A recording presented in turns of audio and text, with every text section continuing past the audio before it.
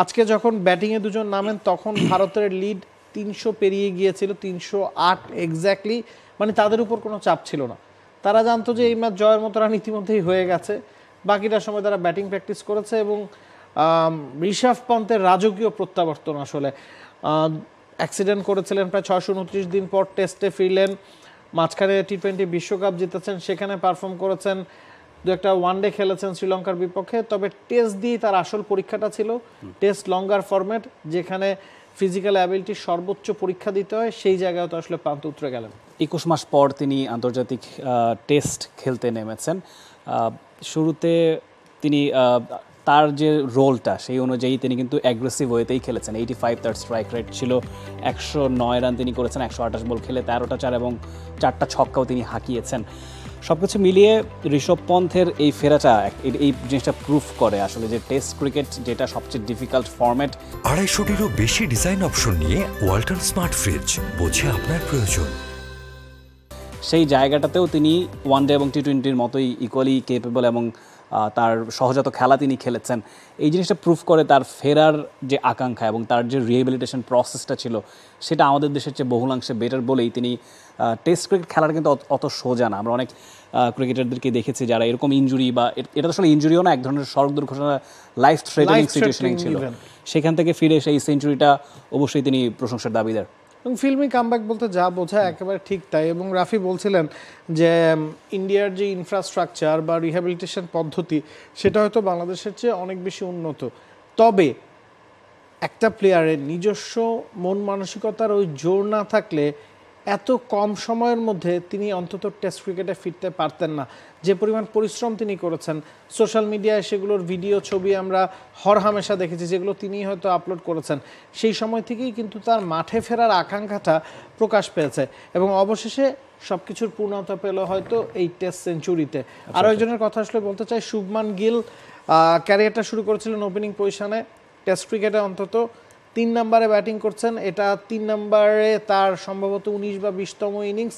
প্রথম 10 ইনিংসে খুব একটা ভালো করতে পারেননি, তবে শেষ 9টা ইনিংসে আউটস্ট্যান্ডিংভাবে কামব্যাক করেছেন। এই জায়গাটাতেই আসলে পার্থক্য হয়ে যায়। ভারতীয়রা আসলে কামব্যাক করতে জানে, অফ ফর্মে থাকলে ফর্মে কত দ্রুত ফেরা যায় সেই কাজটা তারা করতে পারেন এবং যখন করেন তখন সেটার ধারাবাহিকতাটা ধরে রাখেন। 10টা ইনিংসের মধ্যে দেখা যাচ্ছে 5টা ইনিংসেই অন্তত 50-56 রান তারা করছেন। ওই জায়গাটাতে আসলে পার্থক্য হয়ে যাচ্ছে। 2023 সাল থেকে মানে গেল 1.5-2 বছরে আপনি যদি ইন্টারন্যাশনাল অ্যারেনার কথা বিবেচনা করেন, টি20 বিশ্বকাপটা হয়তো গিলের খুব একটা ভালো যায়নি, তবে আউটস্ট্যান্ডিং ফর্ম নিয়ে তিনি সেখানে গিয়েছিলেন।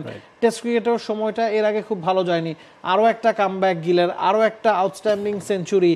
এবং রোহিত শর্মা সম্ভবত 3 নম্বর পজিশনে আছেন, কুশল মেন্ডিস 2 আছেন এবং শুভমান গিল টপ পজিশনে আছেন। ইন্টারন্যাশনাল ক্রিকেটের সব ফরম্যাট মিলিয়ে গেল 1.5-2 বছরে সবচেয়ে বেশি রান শুভমান গিলের এবং সেই রেকর্ডটাও আরও বাড়িয়ে নিলেন। নিঃসন্দেহে তিনি দেখুন ওডিআইতে তার অ্যাভারেজ 58, টেস্টে 35, যেটার মূল কারণ পেছনে আসলে শুরুর 10টা ইনিংস যেটা আপনি তার কথা বলছিলেন, সেই জায়গাটাতে তার শুরুটা সেরকম ভালো ছিল না, কিন্তু সেই জায়গাটায় পরিবর্তন আমরা দেখতে পাচ্ছি। 4টা সেঞ্চুরি তিনি অলরেডি হাঁকিয়েছেন, এটা তার 5ম সেঞ্চুরি। ইনফ্যাক্ট 119 রান করেছেন 176 বল খেলে, 67 স্ট্রাইক রেট, 10টা 4, 4টা 6 তিনিও হাঁকিয়েছেন।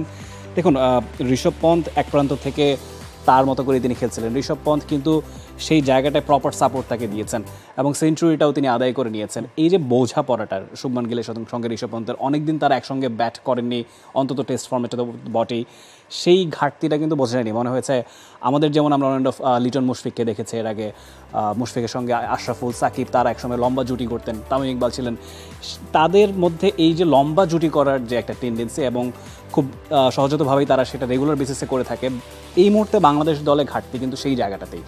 প্রথম ইনিংসে আমরা দেখেছি সেরকম কোনো জুটি আসলে কেউই গড়তে পারেননি, উপর থেকে হোক মিডল অর্ডার থেকে হোক।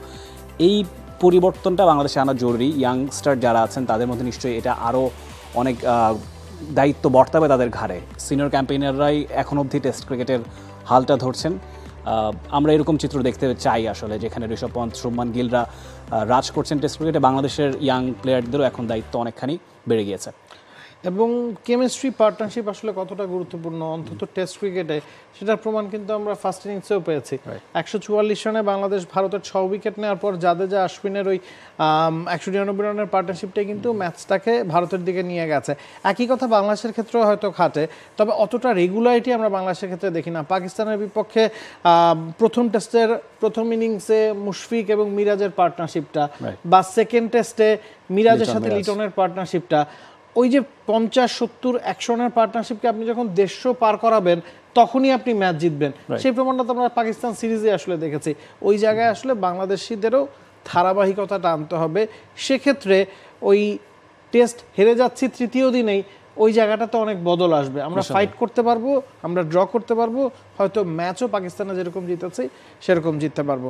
For more updates, subscribe to our YouTube channel and click on the bell icon. Follow us on Facebook and Instagram. Download T-Sports app to enjoy exciting games and highlights. Visit tsports.com.